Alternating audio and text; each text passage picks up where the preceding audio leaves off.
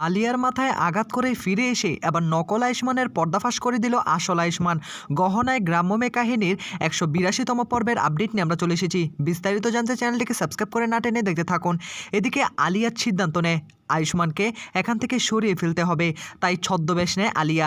আলিয়া তখন দরজা খুলেই তখন আয়ুষ্মানের কাছে যেতে চায়। ঠিক সেই মুহূর্তে আসল আয়ুষ্মান হাতে একটা লাঠি নিয়ে আলিয়ার মাথায় আঘাত করে, আর আলিয়ার সঙ্গে সঙ্গে সেখানে অজ্ঞান হয়ে পড়ে যায়। আর এই সুযোগকে কাজে লাগিয়ে তখন আসল আয়ুষ্মান সেখান থেকে বেরিয়ে পড়ে। আসল আয়ুষ্মান তখন মনে মনে বলে, যে করেই হোক গহনার সঙ্গে সর্বপ্রথম আমাকে দেখা করতে হবে, আমাকে ওই নকল আয়ুষ্মানের পর্দাটা ফাঁস করতে হবে। গহনার সঙ্গে দেখা করে আমি সমস্ত সত্যি কথাটা তাকে আগে জানাবো।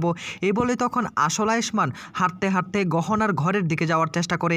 ঠিক সেই মুহূর্তেই সেখানে চলে আসে গহনাও নিচে হাঁটা শুরু করে দেয়। তার ডাক্তারবাবুর খোঁজ করতে শুরু করে, কোথাও তার ডাক্তারবাবুর খোঁজ পাচ্ছে না। আসল আয়ুষ্মান কোনোভাবে হাঁটতে পারছে না, তার শরীর একদম নিস্তেজ হয়ে পড়েছে।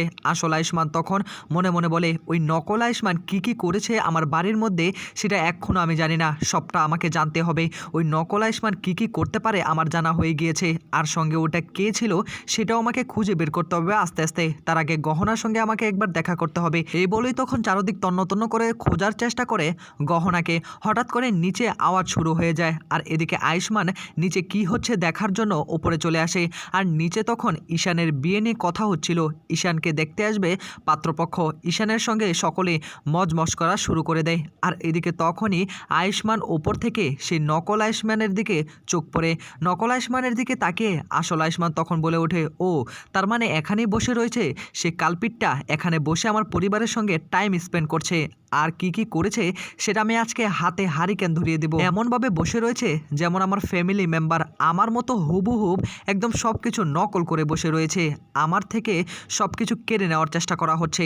এটা আমি ঠিকই বুঝতে পারছি, আমি আজকেই পর্দাটা ফাঁস করে দেব। এই অন্যায় অত্যাচার কোনোভাবেই আর সহ্য করব না।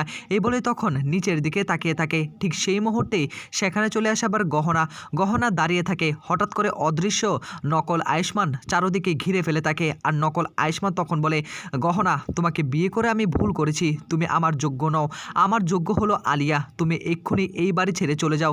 এই বলে তখন গহনাকে নানা কথা শোনাতে থাকে। আর গহনা তখন চিৎকার করে ওঠে, বাস অনেক হয়েছে, আর নয়, চুপ থাকুন ডাক্তারবাবু, চুপ থাকুন। এই বলে তখন মাথায় হাত দিয়ে ফেলে গহনা। ঠিক সেই মুহূর্তে সেই অদৃশ্য আয়ুষ্মান সেখান থেকে চলে যায়।